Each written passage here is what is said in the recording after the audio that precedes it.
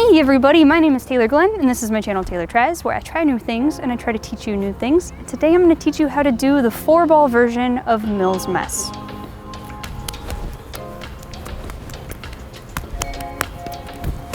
I can't do it while looking at the camera. Thank you to everyone who is a member of my Otter Club over on Patreon. It's because of people like you that this tutorial is free for everyone else, so I really appreciate it, and hopefully they do too. If you want to be a member of my Otter Club, it helps me out, but you also get some bonuses, such as an extended version of this very tutorial, where I'll teach you how to do an extension of 4-ball Mills Mess that involves extra crossed arm throws. If you want access to that, you can get that right now for only $2. There's a link in the description, and go do that. Let's learn 4-ball Mills Mess. It should go without saying, but in order to learn 4-ball Mills Mess, you really have to have a solid 3-ball Mills Mess. Like, I mean solid. If you have to even think about how to do Mills Mess, you're not ready for 4-ball Mills. You should also be comfortable doing 4-ball reverse fountain. Both of these are essential. If you don't have 4 balls solid enough to do both inside and outside throws, you can't learn 4-ball Mills Mess. 4-ball Mills Mess is a really hard trick. Like really hard. So you really need to have those foundations solid before you try to learn it. Go get those things solid, then come back. All right, so let's take a look at what's happening in 4-ball Mills Mess. So remember how in 3-ball Mills Mess, we found out that it's basically still a cascade. It's a side swap 3. It's just that you're throwing the balls from different spots. Well, similarly, 4-ball Mills Mess is just a fountain. It's just that you're throwing them in a Mills Mess pattern. What that really means is that the balls don't cross hands. It's a side swap 4, so the balls are just going to the same hand. So if you'll notice, the white balls are always in my right hand, and the orange balls are always in my left hand. The other interesting thing that's worth noting is that it's still going to be a 3-beat pattern. You're gonna go 1, 2, 3, and then reverse directions. It feels just like 3-ball Mills Mess, it's just higher and faster. Fun fact, that is true for all the Mills Mess patterns, no matter how many balls you have. 5-ball Mills is still 1, 2, 3, 1, 2, 3. That's true for 6, 7, 12-ball Mills, whatever Mills Mess you want to do, it will always go 1, 2, 3, and then reverse directions. Now, how does that work with 4 balls? It's a good question, and it's kind of confusing. Basically what's happening is that each hand is throwing 2 balls from one side and then 1 ball from the outside. Personally, I don't think that that's helpful to know for learning. I just tell you because you might be curious. Some tutorials will try to tell you to learn it that way by breaking it down with one hand. I don't recommend doing that. In fact, I think that's a lot harder, and I think it's really confusing. 4-ball Mills Mess, in my opinion, is what I call a feeling trick. It's a trick that you feel. It's not a trick that you have to figure out each throw along the way, because there's too much happening and it's too quick. It's just too confusing to try to break it down by each throw. So I encourage you, as you follow along this tutorial, to remember that it should feel like Mills Mess with 3 balls. Default to that feeling. Just remember that it's 1, 2, 3, 1, 2, 3. Let your hands do that motion that they should be really comfortable with already. It's just now we're throwing an extra ball. Don't try to figure out where that ball goes, just feel it. But of course, I do have some tips on how to break that down and make that easier, so we're gonna go over those right now. The first exercise we're gonna go over is actually with 3 balls.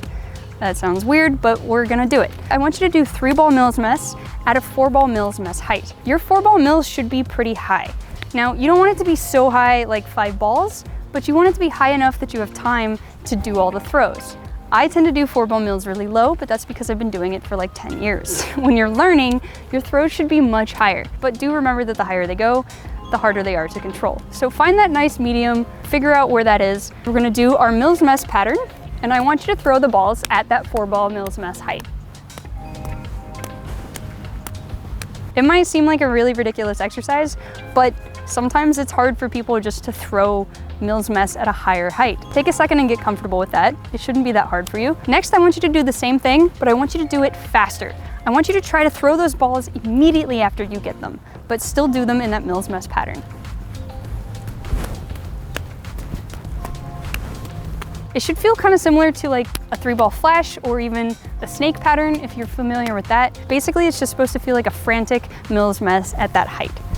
It doesn't have to look perfect, just get comfortable throwing those balls quickly and high. Once you feel good with that, pick up a 4th ball.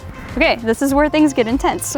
Now I want to talk about entries, because in my opinion, that's one of the hardest parts about it, is just getting into the pattern. The 3 ways that I've found are the easiest to get into 4-ball Mills Mess are from the fountain or the reverse fountain, from a cross-arm start, and with a multiplex start, which is my personal favorite and the way that I was able to learn this trick and really make it click. I'm going to teach you all 3 entries, and I want you to try all 3 of them. Once you've tried them all, figure out which one feels the most comfortable for you and really focus on that one. Try to learn with that start. But I do recommend that you try all of them first. I'm also going to talk about some troubleshooting things that are really gonna help you be able to run this pattern longer. So make sure you watch until then. Don't be leaving me comments being like, well, it falls apart here and I don't know why, because you didn't watch the whole tutorial. Watch the troubleshooting part. It's important. That disclaimer out of the way, let's start with that first entry. The first entry I'm gonna teach you is from the fountain. So we're gonna start with our fountain, and basically, we're going to throw 2 outside throws. Now, you could also just start from a reverse fountain if you want, or you can do 2 outside throws and then go into it. So we've got those first 2 outside throws, and then we're gonna immediately throw an underhand throw. This is gonna be just like that underhand throw in Mills Mess. Now, when you do this, I want you to keep in mind all the things that we learned in 3-ball Mills Mess, which is that that underhand throw needs to curve to the inside towards the middle of your body. Very important. After you throw that underhand throw, you're going to catch that first ball that you threw. 1, 2, 3. 1, 2, 3. From here, our hands should be crossed, and we're gonna reverse directions and do 1, 2, 3 on the other side. That second ball that you threw should be coming down, and you're then going to throw the 1 on the other side with that top hand and catch that second ball that came down. You're gonna go into the 1, 2, 3 on the other side. Just try those first 6 throws. 1, 2, 3, 4, 5, 6.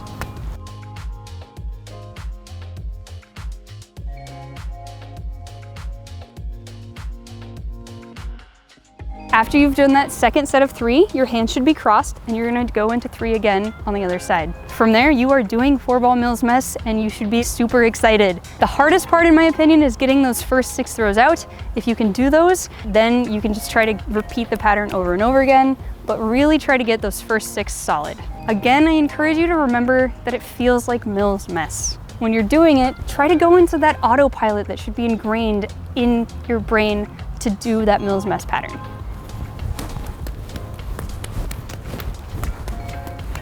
The second way I've noticed that people are able to pick this trick up is by starting with their arms crossed. I personally find this way the hardest, but some people have learned it really effectively this way, so I'm gonna show it to you. So we're gonna start here with our hands crossed, and we're gonna start with this first overhand throw, and I want you to do those first 3 Mills Mess throws. 1, 2, 3. 1, 2, 3.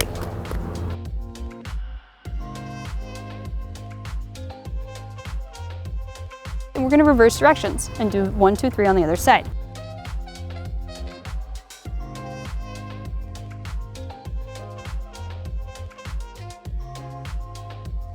One, 2, 3, 4, 5, 6. I've noticed that people have the tendency to throw those first throws too low, and they throw them at the rhythm of a 3-ball Mills Mess. You need to make sure that those balls are going higher and a little bit faster. So when you're doing it, it should feel like a 3-ball flash.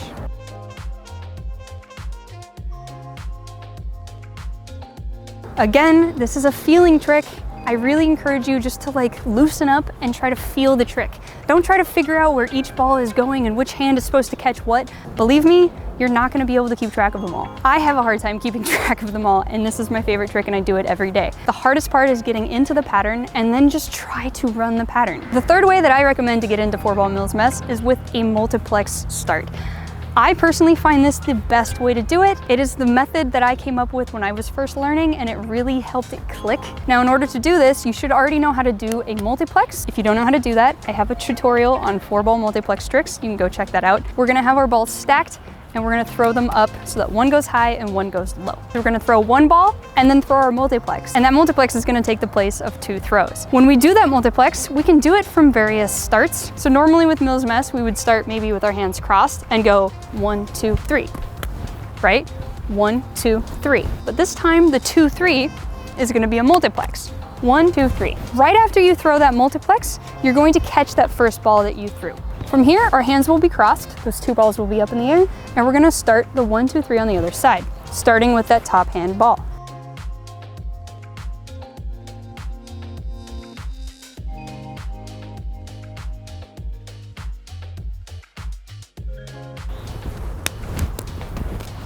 Then you just go into the pattern. What I found is that multiplex start really kind of just forces you into the momentum. It's like 2 free throws. I think that's why it helps a lot of people. Now, the thing I want you to keep in mind is that when you throw that multiplex throw, wherever that top ball goes, that is how high your pattern should go. So essentially, that is how high the next ball should go. What I don't want you to do is throw that multiplex and have them be really short and close together. They need to be split. That top ball needs to be as high as your pattern is going to go, and the bottom ball needs to be pretty low.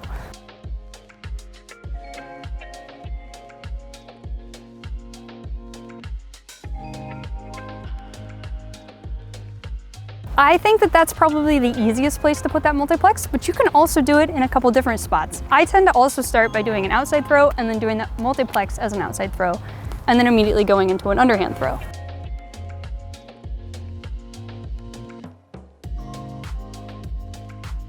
It doesn't really matter where you put that multiplex. The point is that the multiplex gives you a couple free throws and it gets you to immediately go into that pattern. So those are the 3 ways that I recommend to at least start Mills Mess. I know that it's not going to make your Mills Mess perfect, but hopefully it will at least get you going on those first few throws. And more importantly, get your brain to understand what 4-ball Mills Mess should feel like. Once you've got those first few throws out, let's talk about some things that might be going wrong. One of the most common problems with 4-ball Mills Mess is that people try to do it too low. If you do your pattern too low when you're first learning, you're not gonna have enough time, you're gonna start fumbling and all the balls are gonna fall apart. Really try to get your pattern a little bit higher. Eventually, as you get more comfortable with 4-ball mills, you can start bringing that pattern down and make it more impressive. But when you start, really try to make it higher and have it be a little slower so that you have time to do each throw. I would say the most common problem that I see is with the U-ball, and that is the last ball that is thrown before you reverse directions. I call it the U-ball because with Mills Mess with 3, people tend to throw that ball straight up and down to create a U shape rather than curving it in towards the middle of your body the way that it should be done. That same problem that you might be having with 3-ball Mills Mess, once you do that with 4-ball mills, it ends up causing a lot of issues. You have to make sure that that U ball is curving in so that it's not a U. Every ball should be starting from shoulder width and ending towards the middle of your body, maybe a little bit to the side of that line, but it should definitely not be going straight up. If that U ball is going straight up, you're gonna have to reach for it and the pattern's gonna fall apart. So make sure that when you're throwing that third underhand throw, you're really curving that to the middle of your body. Similarly, the other common issue I see is with that same U-ball, and that's throwing that ball too low. You really need to make sure every ball in 4-ball Mills Mess is the same height. It will probably fall apart if any ball is either too high or too low. And the most common culprit is that U-ball. So if you're finding that your pattern's falling apart, take a look at that U-ball and see if it's either not curving in or you're throwing it much lower than the rest of your pattern. Make sure it's the same height and make sure it's following the other balls and coming to the middle of your body. The last common mistake that I see people have is that they are curving the balls too far over and they're ending up having to kind of chase the balls from side to side. So don't have these balls curving too far out, have them end here. I can't emphasize enough how much in 4-ball Mills Mess every ball needs to be in the right place and at the right height. Otherwise it will fall apart. It is gonna take you some time. It's a really hard trick. It took me a while to get good at it, so be patient and have fun. Now, that's all I have for you on this tutorial, but if you want to access that extended tutorial exclusively for patrons, you can do that right now. It's only $2. In that, I teach you how to build off 4-ball Mills Mess and do a cross-armed extension, which is a really fun variation and always impresses people. So if you want access to that, there's a link in my description. If you have any questions, feel free to leave them in the comments and I will do my best to answer them. And have fun. I have to film this all over again because my camera died, so this is fun.